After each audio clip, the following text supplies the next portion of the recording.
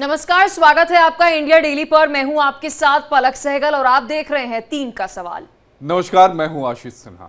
मैं हूं आपके साथ कंचन जसवानी। सावन का पवित्र महीना शुरू हो चुका है, इसी के साथ कांवड़ यात्रा की भी शुरुआत हो चुकी है। योगी सरकार ने कांवड़ियों के लिए बेहतरीन इंतजाम किए हैं, लेकिन सड़क पर कांवड़ियों का उत्पात भी देखने को मिल रहा है। कांवड़ पर जरा सी गाड़ी टच हो जाए तो हंगामा रुकने का नाम नहीं ले रहा है। ऐसा ही कुछ तस्वीर सामने आई है। हरिद्वार में कांवड़ को हल्की टक्कर लगने पर कांवड़िए भड़क जाते हैं, कार में तोड़फोड़ करने लगते हैं। इतना ही नहीं, चालक के साथ मारपीट तक करते हैं। किसी तरह चालक जान बचाकर वहां से भाग जाता है।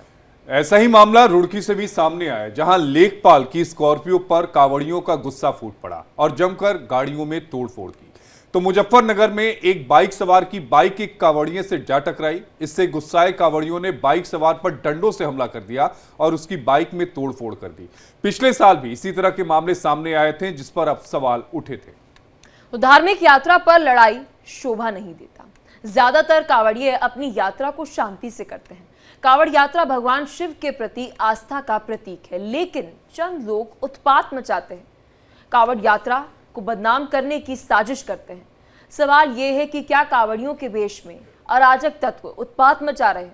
आस्था के नाम पर यह आक्रोश क्यों? कांवड़ यात्रा के दौरान हंगामा क्यों? कांवड़ियों को बदनाम करने का क्या कोई षड्यंत्र है? आज विस्तार से इसी पर चर्चा करेंगे, लेकिन पहले 3 कौन से वो सवाल होंगे उसका रुख कर लेते हैं। आस्था और विश्वास की यात्रा में आखिर विवाद क्यों उठ रहा है, ये बड़ा सवाल खड़ा होता नजर आ रहा है। दूसरा सवाल है, क्या कांवड़ के नाम पर हुड़दंग हो रही है? और तीसरा सवाल यह है, क्या ये कांवड़ियों को बदनाम करने की कोई साजिश हो रही है?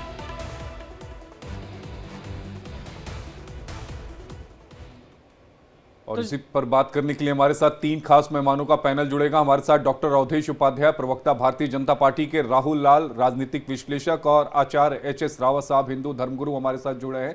एच.एस. रावत साहब, बेहद स्वागत है आपका। कंचन। एच.एस. रावत जी, कांवड़ की यात्रा की शुरुआत की तस्वीरें सामने आ रही है। सावन के पावन महीने की शुरुआत हो चुकी है। हर तरफ बम बम भोले के नारे गूंज रहे हैं, लेकिन एक ऐसा तत्व है इस कांवड़ियों के बीच में जो उत्पात मचाता है, जो सड़कों पर हंगामा कर रहा है। जिनके कांवड़ी अगर अखंड हो जा रहे हैं तो किस तरह गाड़ियों में तोड़फोड़ की जा रही है।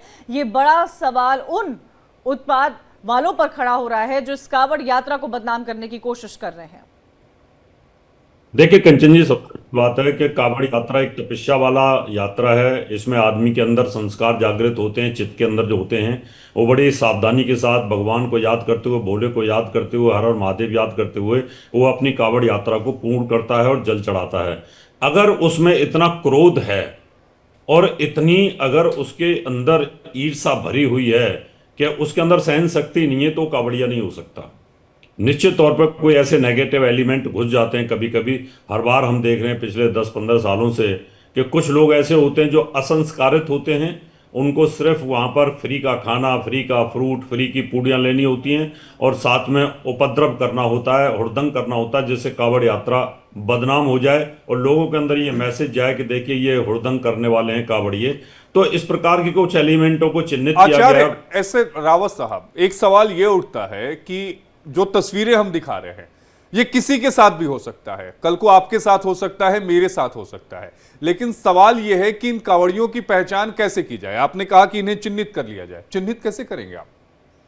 देखिए चिन्हित ऐसे ही किया जाता है। अभी जैसे अभी आप विजुअल दिखा रहे हैं, अब ये व्यक्ति कार को जिस प्रकार से तोड़ रहा है, इसको अरेस्ट कर लेना चाहिए। अरेस्ट करने के बाद इससे पूछताछ कड़ी होनी चाहिए कि तुम कहाँ के रहने वाले हो, क्या है तुम्हारी बैकग्राउंड, क्या है तुम्हारे माँ बाप की बैकग्राउंड, क्या है, तुम कितने धार्मिक हो, तुम्हारे माँ बाप कितने धार्मिक हैं और तुम किस उपदेश से आए हुए हो, तो पता चल जाएगा। तो ऐसे चिन्हित करना चाहिए इस तरह के लोगों को जो इस तरह का उपद्रव करते हैं। लेकिन जो कोई भक्त होगा, भोले का भक्त होगा, वो कभी किसी के साथ इस प्रकार का वर्ताव नहीं करेगा, इस प्रकार से गाड़ी के अंदर तोड़फोड़ नहीं करेगा। ये बहुत गलत बात है और इसका मैं विरोध करता हूं। मुझे पर लगता है कि कुछ इस प्रकार के एलिमेंट इसमें घुसे हो सकते हैं। समाजवादी पार्टी के कार्यकर्ता हो सकते हैं, कुछ कांग्रेस के कार्यकर्ता हो सकते हैं, कुछ और ऐसे जो राहुल लाल जी जैसे लोग हैं, इनके लोगों के कार्यकर्ता भी हो सकते हैं जो कांवड़ियों को बदनाम करते हैं और हिंदू धर्म को बदनाम करने की कोशिश करते हैं। इस प्रकार के लोग हो सकते हैं, लेकिन धार्मिक लोग तो इस प्रकार की हरकत करेगा नहीं। ठीक है, आप रावत जी आरोप लगा रहे हैं राहुल लाल जी पर, चलिए उनसे ही सवाल पूछ लेते हैं।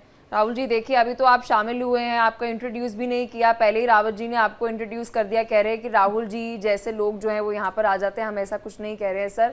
लेकिन राहुल जी, इतनी कड़ी व्यवस्था के बाद, इतनी कड़ी सुरक्षा के बाद हम देख रहे हैं कि पिछले 15 दिन से तैयारियां चल रही है, बल्कि ज़्यादा, उसके बावजूद भी सर पहला दिन ही अभी नहीं हुआ और इस तरीके की घटनाएं देखने को मिल रही हैं। देखिए, ये मैं मानता हूं कि सीधे सीधे पुलिस प्रशासन के फेल्योर के रूप में देखता हूं मैं। रावत जी के, अब उन्होंने, हमारे कौन से कार्यकर्ता होंगे पॉलिटिकल एनालिस्ट के, लेकिन उन्होंने नाम जोड़ा, लेकिन इस हिस्से को छोड़ के रावत जी ने जो अन्य चीजें कही उनसे प्राय अधिकांश मामलों पर मेरी असहमति होती है। लेकिन इस मामले पर मैं सहमत हूं कि जो शिव भक्त होंगे वो कभी हुड़दंगी नहीं होंगे, और वो हुड़दंग इसलिए हो रहा है क्योंकि प्रशासन का डर नहीं है। और प्रशासन जो है वो उनके तरफ से जो कठोर कार्रवाई होनी चाहिए, और ये बिल्कुल एक गजब सा ट्रेंड बन रहा है पिछले 3-4 सालों से। अगर हम लोग देखें कांवड़ यात्रा में, उसमें हुड़दंग और असामाजिक तत्वों की उसमें प्रवृत्ति बढ़ रही है, पुलिस प्रशासन उसके ऊपर ध्यान नहीं दे रहा है। अब आप सोच के देखिए, पुलिस इन हुड़दंगियों का क्यों जो है कि इनका मनोबल काफी बढ़ा हुआ है। इसका मनोबल बढ़ने के पीछे कुछ बड़े कारण है। हम लोगों ने देखा कि एक मुजफ्फरनगर में तथाकथित बाबा जो है धर्मगुरु, वो लिंग देख के जो है कि जांच कर रहे हैं कौन हिंदू है कौन मुस्लिम है, जैसे कि पूरा प्रशासन चलाने का टीका उन्होंने ले लिया है। तमाम आलोचनाओं के बावजूद अब तक प्रशासन ने उनके ऊपर कार्रवाई नहीं की है। तो ये जो प्रशासन अगर गिरफ्तारी करेगी, अब ये वीडियो सोचिए लगातार वायरल है, इस प्रकार की चीजें, आज सावन शुरू नहीं हुआ उसके पहले से हुड़दंग की खबरें आने शुरू हो गई। और ये कह रहे हैं ना कि जो असामाजिक तत्व हैं वो विपक्षी दलों से जुड़े हुए कार्यकर्ता माहौल खराब करने का प्रयास कर रहे हैं, तो भाई विपक्षी दलों के कार्यकर्ताओं को क्या खुली छूट मिली हुई है उत्तर प्रदेश? ठीक है, इसका जवाब डॉक्टर अवधेश उपाध्याय से ले लेते हैं। लेकिन राहुल लाल जी, एक जानकारी आपको दे दूं, सावन शुरू हो गया है। डॉक्टर अवधेश उपाध्याय जी, ये जो तस्वीरें आ रही हैं, तस्वीरें वायरल हो रही हैं, तस्वीर, मैंने ये कहा कि सावन शुरू होने से पहले कल से ही तस्वीरें वायरल हो रही थी हरिद्वार से।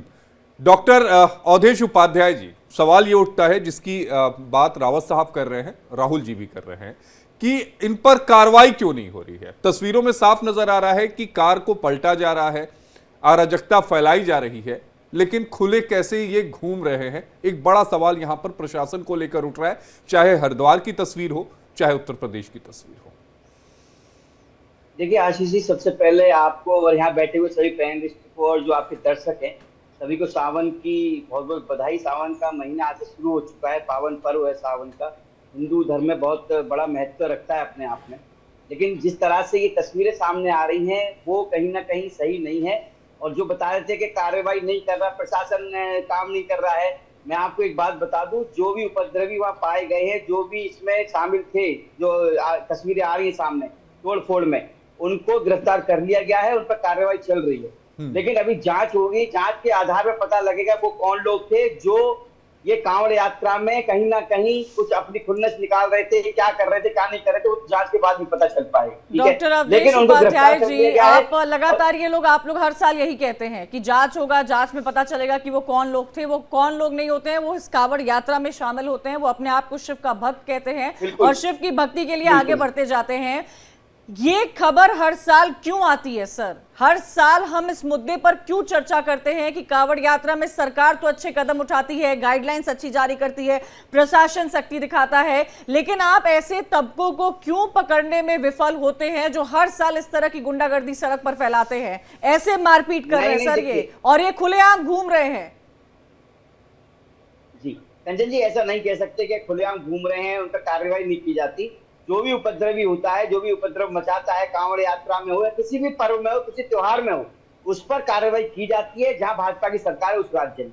चाहे उत्तर प्रदेश की बात कर लीजिए, चाहे आप उत्तराखंड की बात कर लीजिए। हरिद्वार में जो घटना देखने को मिली उनको गिरफ्तार किया गया, रुड़की में जो देखने को मिली उनको गिरफ्तार किया गया, उनको गिरफ्तार करके उन पर जांच चल रही है। सब पता चल जाएगा दूध का दूध पानी का पानी कौन लोग हैं। देखिए, शिव भक्त कभी गलत काम नहीं करेगा, क्योंकि जिसमें श्रद्धा है ना, जो उपवास कर रहा है, जो कांवड़ यात्रा ला रहा है, अपने कंधों पर रखकर जल ला रहा है, गंगा जल लेकर आ रहा है, वो कभी गलत कार्य नहीं करेगा। ये मैं आपको अपनी पूरी तरह से जिम्मेदारी से कह सकता हूँ ये वाली बात। ठीक है, एक रिएक्शन यश भारती जी से ले लेते हैं, प्रवक्ता है समाजवादी पार्टी के यश भारती जी, प्लीज।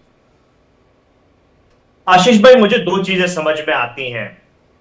एक तो जो भोले के भोले भक्त हैं, वो जब कांवड़ यात्रा पे निकले हैं, उन्हें आपने सेफ पैसेज नहीं दिया, सुरक्षित रास्ता नहीं दिया, ये टकराहट, ये आपसी टकराहट हो क्यों रही है? ये तो प्रशासन का फेलियर है। आप नेम प्लेट लगाने में व्यस्त रहे, लेकिन एक सुरक्षित रास्ता ना राहगीरों के लिए रहा, ना कांवड़ यात्रियों के लिए रहा। ये आपस में टकराहट हर साल होती है। माननीय अखिलेश यादव जी ने इस बात को कहा, हम सत्ता सरकार में आएंगे, एक विशेष कॉरिडोर बना करके इनको रास्ता देंगे ताकि इस तरीके की टकराहट ना हो। सरकार की क्या योजना है? सरकार केवल हिंदू मुसलमान करके आपस में सौहार्द बिगाड़ने पर लगी रही। तैयारियों के नाम पे इनकी केवल यही तैयारी थी। मैं बात करूं ज्योतिर्लिंगों में, महाकाल का एक बड़ा ज्योतिर्लिंग है, बड़ी जगह है जहां लोग कांवड़ यात्रा लेकर के निकलते हैं। दर्शालु इस समय सावन के समय में बड़ी संख्या में देश भर से आते हैं। वहां स्थिति यह है कि जो रास्ता बना हुआ है, जो इंदौर से उज्जैन को जोड़ता है, जो बड़ा रास्ता है, वहां पत्थर बिछे हुए, रोड तैयार नहीं है। 2027 में तैयार होगी रोड। ये 2 बार जो कांवड़ यात्रा निकलेगी, जो 2 बार सावन के श्रद्धालु जाएंगे दर्शन करने के लिए, उनको केवल और केवल ये सरकारें कष्ट दे सकती हैं। ठीक है, डॉक्टर अवधेश उपाध्याय जी जवाब दे दीजिएगा। आशीष भाई, कष्ट से बहलाने के लिए और दोहरे मापदंड निकालने के लिए हिंदू मुसलमान और नेम प्लेट पे लोगों को बरगराएंगे, छुआछूत पे असमानता की तरफ ले जाएंगे। ये अपनी जिम्मेदारी से दूर भागे। अवधेश उपाध्याय जी जवाब दीजिए। जो कांवरियों के लिए रूट बनाया गया है, जहां हरिद्वार की बात कर लीजिए, उत्तर प्रदेश की बात कर लीजिए, वो सेपरेट है। पूरी सड़क से साइड होकर उनको चलाया जा रहा है, प्रशासन उनके साथ लगा हुआ है। ये आप नहीं कह सकते कि उनके लिए रूट नहीं बना गया। रही बात अखिलेश यादव की बात कर रहे थे भाई, जब अखिलेश यादव जी सरकार में थे तब तो कांवड़ियों पर पथराव होते थे। यश भारती जी, आशीष भाई, इनके कैलेंडर में 17 के बाद 18 है ही नहीं। उत्तर प्रदेश में इनके कैलेंडर में 17 के बाद 18 है ही नहीं। ये 25 में भी नहीं बैठे हैं अभी, ये 17 में पहुंच जाते हैं। कांवड़ यात्रा सुरक्षित रूप से निकाली जा रही है उत्तर प्रदेश में, आपको दर्द हो रहा है। आप करें हिंदू मुस्लिम आशीष भाई, आप सुरक्षित यात्रा कहते हैं इसको? दिक्कत है अवधेश जी, ये यात्रा कहां से आपको सुरक्षित लग रही है? पहले तो आप इस पर जवाब दीजिएगा। क्या आपको ये जो तस्वीरें हम हुड़दंग की दिखा रहे हैं, क्या आप इसको सुरक्षित यात्रा कहते हैं कांवड़ की? देखिए कंचन जी, जैसे ये केस हुआ है, 1-2 केस मैं नहीं कह रहा, बाकी और देखिए आप उत्तर प्रदेश में देखिए, दिल्ली में देखिए, कितने अच्छी तरह से कांवड़िया जा रहे हैं, निकल रहे हैं। उनके लिए पूरी तरह से सर, वो तो आपका काम है, कांवड़ यात्रा को अच्छे से निकालना आपका काम है। अगर आप अपना काम करें तो उसकी वाहवाही थोड़ी ना होगी। जो गलत काम हो रहा है उस पर चर्चा होगी ना। कंचन जी, मेरा एक सवाल है, वो ऐड ऑन कर लीजिए। मैं आ रही हूँ सर आपके पास। राहुल लाल जी, आपके पास सवाल ऐड ऑन कर लीजिए। कंचन जी, ये कह रहे थे अभी कि हिंदू मुस्लिम की बात कर रहे हैं, नेम प्लेट की। अरे भाई, एक बात बताइए, जो खास अधिनियम है 2011 में कौन लाया था? आप ही के सहयोगी दल लाया था ना, कांग्रेस पार्टी। अरे अवधेश जी, विषय वस्तु से मत भटकिए। अवधेश जी, मुख्य विषय वस्तु यह है कि कांवड़िया हुड़दंग कर रहा है और कांवड़ यात्रा जो काफी पवित्र यात्रा है, उसके ऊपर लॉ एंड ऑर्डर और पुलिस की शक्ति नजर नहीं आ रही है। अरे आप पुलिस की शक्ति तो बढ़ाइए। मैं तो ये कहूंगा कि आज से जब सावन शुरू हुआ है तो अगले दिन कम से कम इन मामलों पर बैठने के लिए हम लोग को डिबेट करने की जरूरत न पड़े। डिबेट उत्तराखंड के पुलिस को काफी शानदार काम किया है। अगर वो लागू करते हैं, लागू हो चुका है, अगर पर कांग्रेस सरकार उसमें, तो आज नेम प्लेट की जरूरत नहीं पड़ती। कंचन जी, मेरा एक सवाल था। मैं आ रही हूँ जी, मैं आपके पास आऊंगी। एक एक करके बात करिए सर, आप लोगों की बातें पूरी तौर पर आती नहीं है। राहुल जी, मैं आपके पास भी आऊंगी। यश जी, आप अपना सवाल रखिए, फिर मैं राहुल लाल जी के पास जाऊंगी। सवाल ये उठता है, मैं आशीष भाई के साथ पहले भी डिबेट में हुआ था, मैंने कहा था कि ये गाजियाबाद से गजरौला तक, गाजियाबाद से हरिद्वार तक स्कूलों को बंद करना पड़ता है क्योंकि भारतीय जनता पार्टी असुरक्षित माहौल देती है। ये कांवड़िया यात्री जो हैं या जो दर्शनार्थी हैं, जो भोले बाबा के भोले भक्त हैं, ये उनको फ्रस्ट्रेटेड करते हैं, ये उनको तंग करते हैं, उनकी सुविधाओं का ध्यान नहीं रखते। इसीलिए ये सब घटनाएं होती है कि जरा सा भी असुरक्षित माहौल बनता है और इस तरह की घटनाएं घटती हैं। ये अपने फेलियर को ना मानते हुए ये दोषारोपण करें। 17 में पहुंच गए, ये 11 में पहुंच गए, 25 में नहीं है। अवधेश जी जवाब दीजिएगा। अवधेश जी जवाब दीजिए। बताइए आशीष जी, जब आप आज की बात करेंगे तो भाई हम 11 में क्यों नहीं जाएंगे, हम 17 में क्यों नहीं जाएंगे? जब बात करेंगे, बात होगी तो सबकी होगी। आपकी सरकार थी जब कांवड़ यात्रा पर रोकें लगाई जाती थी, आप ही की सरकार थी समाजवादी पार्टी के उत्तर प्रदेश में जब कांवड़ियों पर पथराव किया जाता था, आप ही की यात्रा में डीजे बंद किए जाते थे और आप ही की यात्रा में मंदिरों के लाउड स्पीकर करवा दिए जाते थे। भाई आप भूल रहे हैं, बादाम खाइए, याददाश्त बढ़ेगी आपकी। यश भारतीय जी, यश जी जवाब दे दीजिए, फिर मैं राहुल लाल जी आपके पास आ रहा मेरा हूं। एक सवाल राहुल लाल जी से भी है। आशीष आशीष जी, यश जी आपके पास हमारे आएंगे। चने और एक बादाम रिएक्शन से राहुल लाल जी तकलीफ से है भी लेना आपकी चाहूंगी। राहुल लाल जी, ये जो डीजे को लेकर अवधेश जी ने यहाँ पे बोला है कि डीजे बंद कराया जाता था, क्या सरकार को, क्या प्रशासन को इस बात की जानकारी है कि जो बड़े बड़े डीजे लेकर लोग चल रहे होते हैं कांवड़ यात्रा के नाम पर, उससे आम जनता को कितनी परेशानियों का सामना करना पड़ता है, उससे सड़क का माहौल कैसा होता है? राहुल लाल जी। कंचन जी देखिए, कांवड़ तक पे तो अगर मैं डंके के चोट पे कह सकता हूं, उत्तर प्रदेश सरकार ने एक तरह से जो है कि डीजे के वॉल्यूम को कम करने के लिए कहा है, लेकिन कांवड़ियों के बीच में तो होड़ चल रही है कि कौन जो है कि 90 लाख का डीजे लगाएगा, कौन 1 करोड़ का डीजे लगाएगा। स्थिति यह है कि आस पास रहने वाले घर वाले जो बुजुर्ग हैं, वो बच्चे हैं, वो दीवारों में कंपन महसूस करते हैं। कांच के भीतर जो है कि लगता है कि कहीं खिड़की कांच टूट न जाए, वो ये स्थितियां बन गई हैं। तो पूरे मैं कह रहा हूं कि जो सरकार के दिशा निर्देश हैं, उन दिशा निर्देशों का कांवड़िए पथ पे खुला उल्लंघन हो रहा है।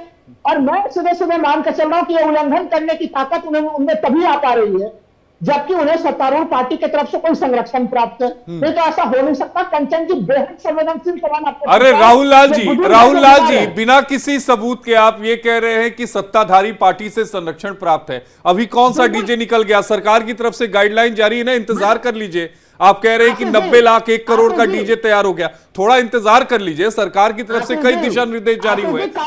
आशीष जी, कांवड़ के मामले को पूरा नजर रखता है ना कि घटना होते हैं। हरियाणा में कितने करोड़ का डीजे लग रहा है, बुलंदशहर में कितने करोड़ का डीजे लग रहा है, उत्तर फाइनेंस आप तो नहीं कर रहे हैं ना राहुल लाल जी? फाइनेंस आप तो नहीं कर रहे हैं ना?